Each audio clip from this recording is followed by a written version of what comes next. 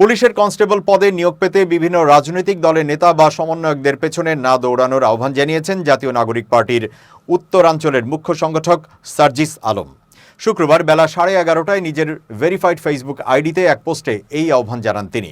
পোস্টে সার্জিস আলম লেখেন, পঞ্চগড়ে পুলিশের কনস্টেবল পদে নিয়োগ হচ্ছে, এখন ফিটনেস পরীক্ষা চলছে, এরপরে 50 মার্কের লিখিত পরীক্ষা হবে, সবশেষে 15 মার্কের ভাইভা হবে।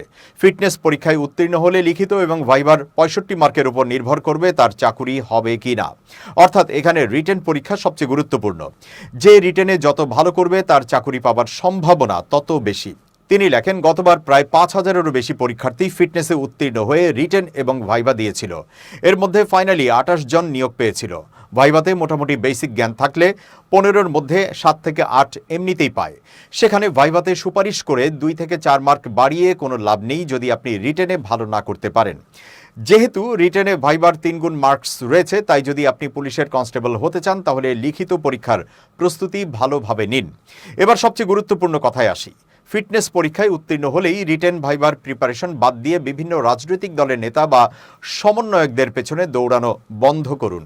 জেলা পুলিশ পঞ্চগড় নিশ্চিত করেছেন, পঞ্চগড়ে শতভাগ মেধার ভিত্তিতে নিয়োগ হবে, কোনো প্রকার সুপারিশকে গ্রহণ করা হবে না।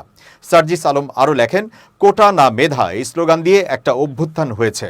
1,500-এর অধিক মানুষ জীবন দিয়েছে, 250,000-এর অধিক মানুষ রক্ত দিয়েছে। সেখানে মেধার বিপরীতে সুপারিশ এই অভ্যুত্থানের শহীদদের রক্তের সাথে প্রতারণার নামান্তর। তাই দয়া করে নিয়োগের ক্ষেত্রে আমার কাছে কেউ কোনো প্রকার সুপারিশের আশায় আসবেন না এবং আহ্বান থাকবে অন্য কোনো দলের কোনো নেতার কাছেও যাবেন না। বরং আমরা চাইব বাংলাদেশ পুলিশ শতভাগ স্বচ্ছ নিয়োগ প্রক্রিয়া অনুসরণ করবে এবং সকল রাজনৈতিক দলের নেতৃবৃন্দ আমরা সেখানে সহযোগিতা করব, মেধার জয় নিশ্চিত করব।